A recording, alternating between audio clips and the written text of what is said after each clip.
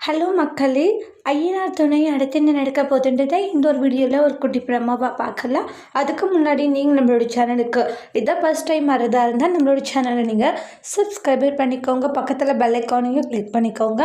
வாங்க வீடியோக்குள்ளே போகலாம். நீனா பார்த்தீங்கன்னா இந்த மாதிரி அவர் என்னுடைய புருஷன் அப்படின்ற மாதிரி ராகவ் கிட்ட சொல்லிடுவாங்க. ஆனால் ராகவ் அதை நம்புறதில்ல. இல்லை நீனா நீங்கள் போய் சொல்கிறீங்க, நான் நம்ப மாட்டேன்றாங்க. நான் உண்மையாக தான் சொல்லிட்டுருக்கேன். உண்மையிலே ராகவ் சோழன் என்னுடைய ஹஸ்பண்ட் தான் அப்படின்ற மாதிரி சொல்கிறாங்க. நீங்கள் என்னவோ போய் சொல்கிறீங்களோன்னு எனக்கு தோணுது. அப்போ நான் என்ன தான் சொன்னால் நம்புவீங்கன்றாங்க. நான் இவ்வளோ தூரம் சொல்கிறேன், உண்மையிலே அவர் என்னுடைய புருஷன் தான் சொல்லிட்டேன்னுவாங்க. அப்புறமா இது ஒரு ட்ராமா கல்யாணன்றதை நம்மளுடைய அதாவது சேரன் சொல்லிடுவாங்க. ஒரு மீட்டிங் விஷயமா பேச வரும்போது அது சொல்லிடுவாங்க. ஓ அப்போ இது ட்ராமா கல்யாணமா அப்படின்னு சொல்லிட்டு மறுபடியும் நிலாக்குள்ள க்ளோஸாக இருக்க பார்க்குறாங்க. என்னன்னா அவ்வளோ தூரம் சொல்லி நீங்கள் கேட்கலையா?